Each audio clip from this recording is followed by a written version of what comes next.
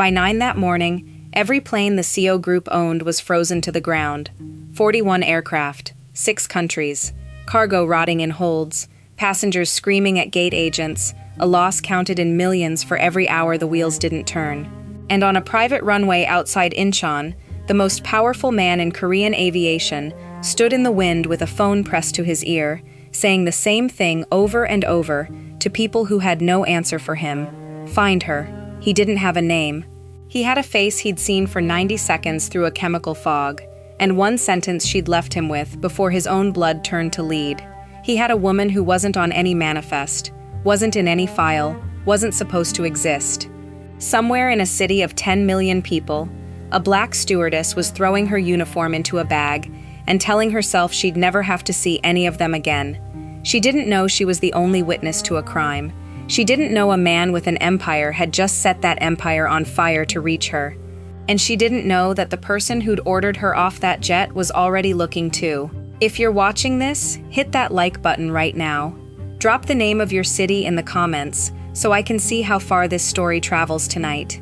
And stay with me to the end, because the reason he grounded those planes is not the reason you think. Her name was Cynthia, and she had exactly 11 hours to disappear. The thing about a private jet is that the people who own it forget you can hear them. Cynthia Okonkwo had learned this in 6 years of cabin service, that money makes people careless the same way liquor does. They lower their voices for the cameras and the boardrooms, and then they climb 38,000 feet into the air with a black woman refilling their whiskey, and they say everything. She'd heard affairs confessed over turbulence. She'd heard men order other men hurt in the flat voice you'd use to order a car. She'd stopped flinching years ago. Tonight she just wanted the flight to end. 11 more days on her contract. That was the number she held on to, folding hot towels in the forward galley of the Seo Group's flagship jet, a flying apartment of cream leather and brushed gold that cost more than the street she grew up on. 11 days, and then she was out of aviation, out of the smiling, out of being the most visible person in every room and the least seen. She had a plan, a small catering business, her mother's recipes, a life at sea level where no one buzzed a button to summon her. 11 days. She should have known better than to count. The passenger tonight was Seo Jin-ho himself, the chairman, the name on the fuselage. She'd worked his flights twice before and formed the only opinion of him she was paid to have, which was none. He was quiet. He tipped in a way that was neither generous nor insulting, which she respected. He looked, she thought, like a man carrying something heavy up a staircase that never ended. Tonight there were others with him. His uncle. She'd learned to place him from the deference, the way the crew angled their bodies toward the older man even though the younger one owned everything. A silver-haired Korean man in his 60s with a surgeon's calm and eyes that cataloged the cabin like an auditor. 2 associates who didn't drink, a private physician who did. Cynthia noticed the physician because he kept checking a watch that wasn't for telling time. The thing about fear is that it has a rhythm. Hers started somewhere over the Yellow Sea, when the chairman, halfway through a glass of water she'd poured, set the glass down too hard, missed the table, and didn't seem to notice the water spreading across the gold veneer. His head tipped. His eyes went to the middle distance and stayed there. "He's tired," the uncle said, to no one, in the smooth voice of a man narrating a thing into being. "Long month. We'll let him rest." The physician was already up. The 2 who didn't drink moved to the aisle, not toward the chairman, toward her, toward the galley, a soft human wall between the crew and the forward cabin. Cynthia had poured that water 90 seconds ago. She knew what a tired man looked like. She knew what a man looked like when something had been put in his glass, too, because she had a cousin who'd woken up in an alley in Lagos with his wallet gone and that same slack, drowning look in the photos he couldn't remember taking. She should have stayed in the galley. Every instinct that had gotten her through 6 years told her to fold the towel, lower her eyes, become furniture. Instead, she picked up the water pitcher, a prop, a reason, and stepped around the wall of men. "Sir," she was at the chairman's side before the uncle's hand came up. "Let me clear this." Up close, Seo Jin-ho was fighting. She could see it, the way his jaw worked, the way his hand kept trying to close around the arm of the seat and kept slipping, a man swimming up through deep water toward a surface someone was holding him under. His gaze snagged on her face. Focused, For 1 second, there was a whole person in there, drowning and furious and aware. The uncle said something in Korean, sharp, and the physician reached for a case. Cynthia leaned in as if to blot the spilled water, close to the chairman's ear, and said the only true thing she had time for. "Whatever they gave you, don't sign anything." His pupils were blown wide and black, but something crossed them. He'd heard. Then the uncle's hand closed on Cynthia's shoulder, and the voice at her ear was still smooth, still calm, and somehow worse for it. "You've finished your service. Go sit down." She went. Because the alternative, at 38,000 feet, in a metal tube owned by these men, was not a thing she let herself imagine. But she'd seen the tablet in the physician's case. She'd seen the document already open on it, the signature line at the bottom, the corporate seal. She'd seen the timestamp in the corner of the screen glow 0214, while every clock in the cabin and the captain's log she'd initialed 40 minutes ago said it was midnight. 2 hours ahead, a document dated into a future that hadn't happened yet, waiting for a hand too drugged to know what it was signing. Cynthia sat down in the rear jump seat, folded her hands, and did the thing she was best at in all the world. She remembered everything. And 40 minutes later, when the wheels touched down at a private field she'd never flown into before, the uncle was waiting by the air stair with 2 men and her name already crossed off the manifest. They didn't hurt her. That was the part that told her how much trouble she was in. Men who intend to hurt you are sloppy about it. The uncle was precise. On the tarmac, in the wet dark, he handed her an envelope thick enough to be a threat, and a severance letter citing a clause she'd never read, and he told her, kindly, almost warmly, that her contract was terminated for a cabin safety violation, that she'd be paid through the year, and that she would find it restful not to discuss the flight with anyone. "You seem like a sensible woman," he said. "Sensible women have long careers, or none at all. It's really up to them." Then a car took her back to the city, and by the time the sun came up, Cynthia Okonkwo had been erased from the Seo Group's records as cleanly as a wine stain lifted from cream leather. She sat on the edge of her rented bed with the envelope unopened beside her, and she thought about the timestamp, 0214. She thought about the word sensible. She thought about 11 days becoming 0, about the catering business, about her mother saying, "Keep your head down, baby. That's how we survive them." And she thought, he was awake in there. He heard me. She should have taken the money. Instead, she made tea, sat at the little table by the window, and started writing down everything she'd seen while it was still sharp. The case, the tablet, the seal, the future date glowing in the corner. Not because she had a plan, because forgetting felt like letting them win, and Cynthia had spent her whole life refusing, in small invisible ways, to let people win who thought she couldn't count. Across the city, Seo Jin-ho woke up. He came up out of the sedation the way a diver comes up too fast. Everything wrong, pressure behind his eyes, a day and a half gone from his life like a page torn out of a book. He was in his own bed, in his own tower, with his own physician, telling him he'd collapsed from exhaustion, that it was nothing, that the board had of course postponed everything until he recovered. Postponed, not signed. He lay very still and let them believe he believed them, because 30 years in his family had taught him that the first move when you wake in a trap is to look asleep. And in the torn-out place where a day and a half should have been, there was exactly one thing. Not an image, a voice. A woman's voice, low, close to his ear, in accented English, cutting through the drowning like a wire through water. "Whatever they gave you, don't sign anything." He didn't sign. His hand, when he checked, was clean. No pen callus, no ink. Whatever they'd tried, it hadn't closed, because someone had warned him. Jin-ho had spent his entire life surrounded by people paid to protect him, and not one of them had reached him in that cabin. A stranger had. A woman whose face he could almost see. Dark eyes, a steadiness in them, no fear where there should have been fear, and whose name he did not know, because the crew on that flight had been his uncle's crew, and by now, he understood with the cold clarity of a man who'd been raised by predators, she would already be gone. He called for the manifest. There were 9 crew listed. He remembered 10. The thing about being underestimated your whole life, Jin-ho thought, standing at the window of a tower he owned above a city that feared him, is that you learn to count the thing that isn't there. His uncle had made one mistake. He'd removed her from the record, which meant she was the record. the one loose thread, the one witness, the one person in the world who could put a name to what had almost happened at 38,000 feet. His uncle would understand that too. His uncle would be looking for her right now. Jin-ho had two choices. Search quietly, the way his family did everything, and lose, because his uncle had a head start and better men. Or make the whole world stop. He picked up the phone and called the one man who could ground a fleet. This is the chairman. Effective immediately, every Seo Group aircraft is grounded. Mechanical review, full inspection, no exceptions, end quote. A pause, while the man on the other end tried to find air.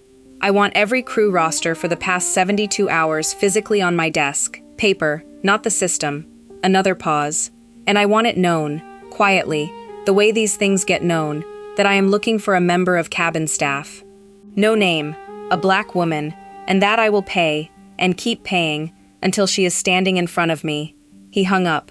41 planes stopped moving, and in a rented room across the city, Cynthia Okonkwo's phone lit up with a message from a number she didn't know, and every plan she'd ever made began, quietly, to come apart. The message was 3 words long. It said, "They found you." The message was from the physician. Cynthia would learn his name later, Dr. Han, a soft, frightened man who'd spent 20 years being the Seo family's hands and had finally found one thing he wasn't willing to do.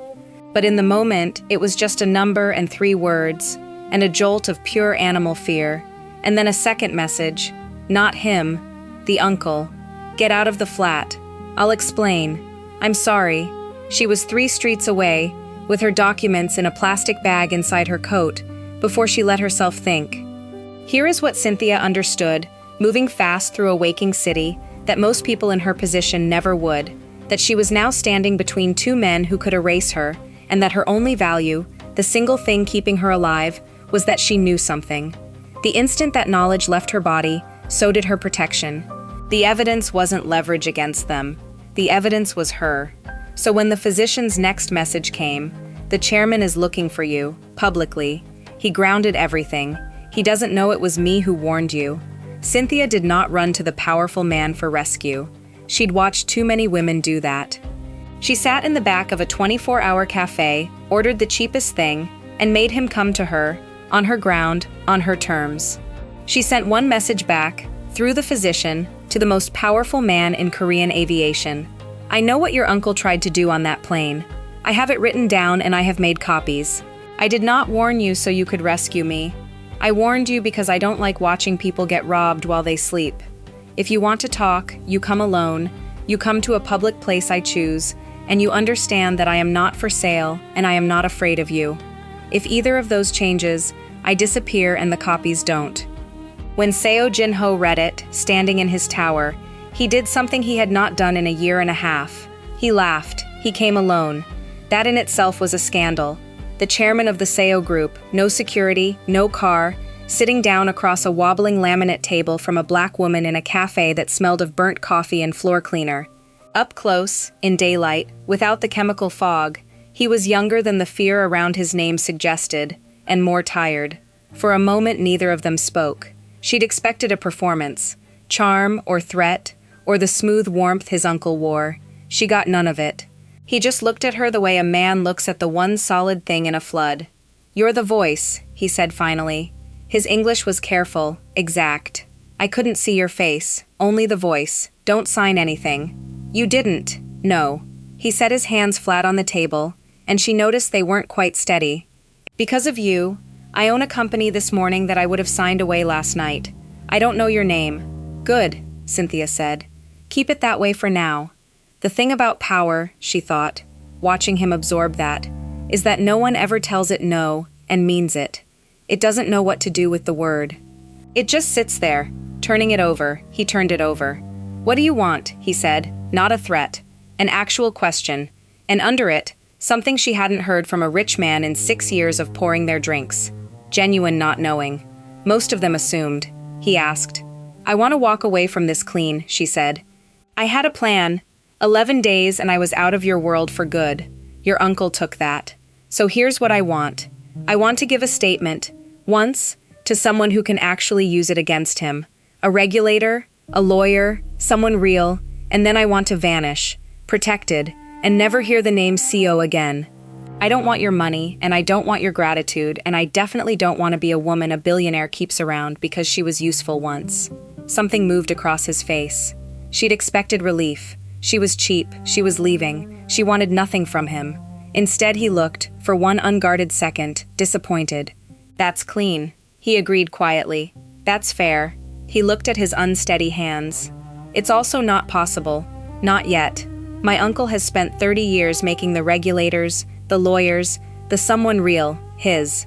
If you give a statement today, it disappears, and then you disappear, and I can't stop either. He raised his eyes. The only place your statement is safe is somewhere he can't reach, and the only person who can build that place is me. Which means, Miss No Name, that the fastest way out of my world runs directly through the center of it. Cynthia sat back. He was right. She hated that he was right. Everything in her that had counted the flights, that had held on to 11 days, that had promised her mother she'd keep her head down, all of it recoiled.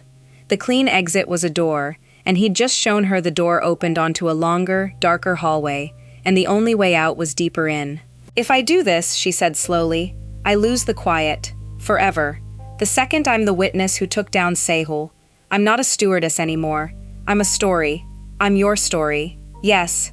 And you're asking me to trade the one thing I actually wanted, to be nobody, in peace, for a fight that's yours, not mine. Yes, Seo Jin-ho said again.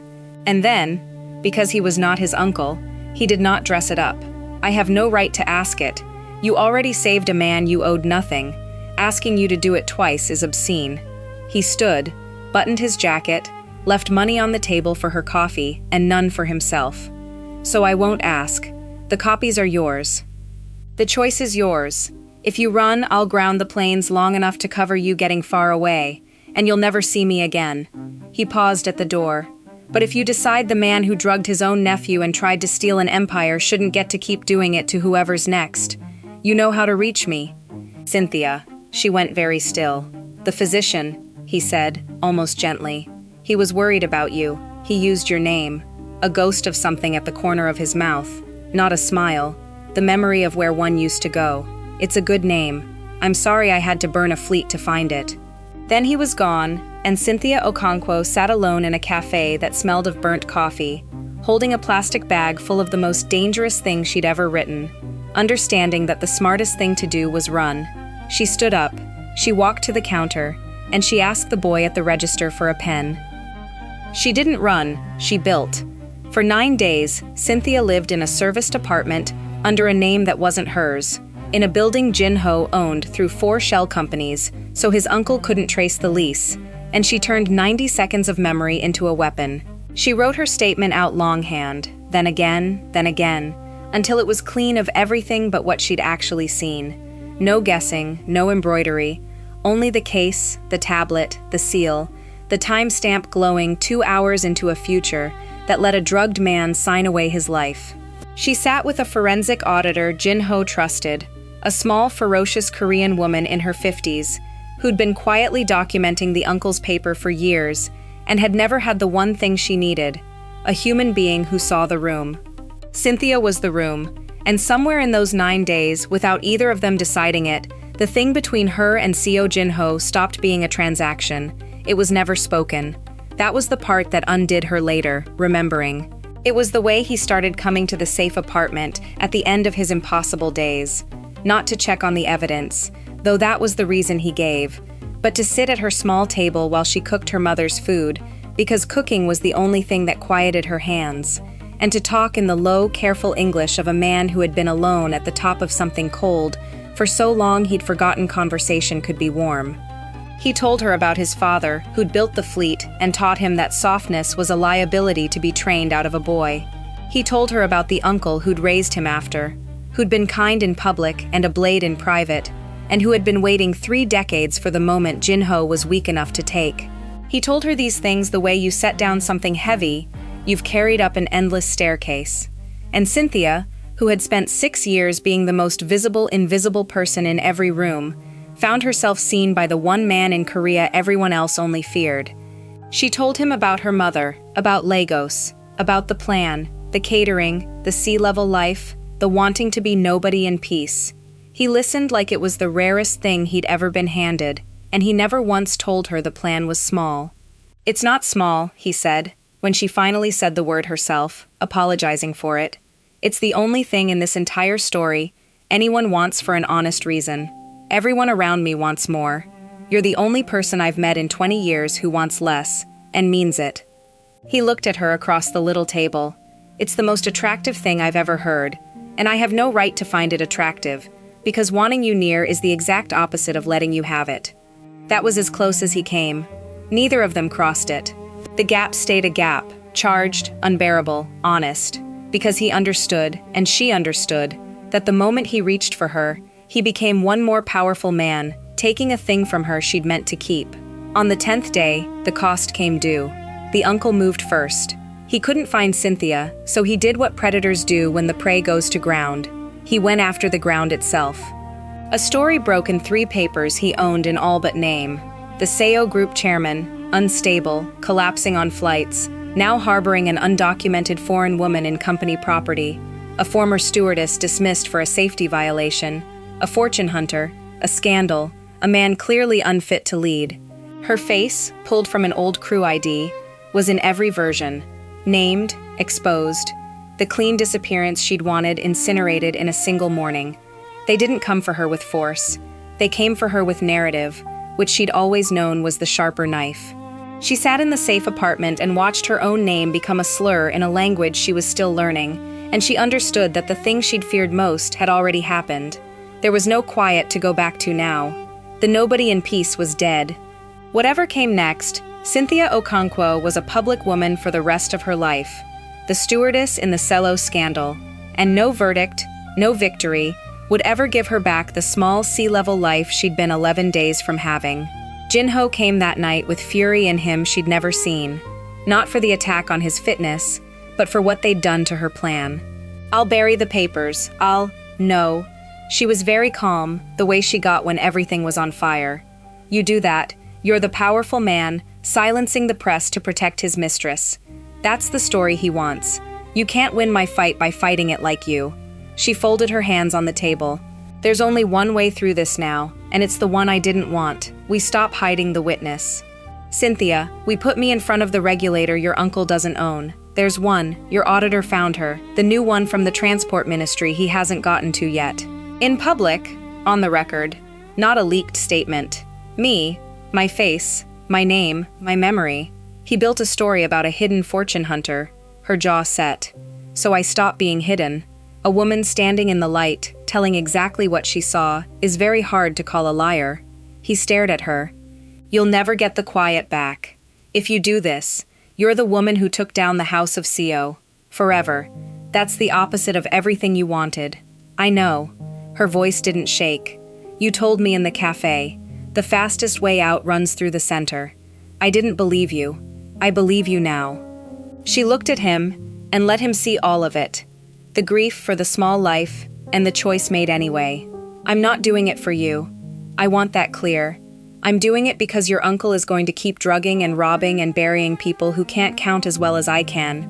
And I can count. And I'm tired of pretending I can't." A breath. "But I won't pretend it's free either. This costs me the exact thing I came here to protect.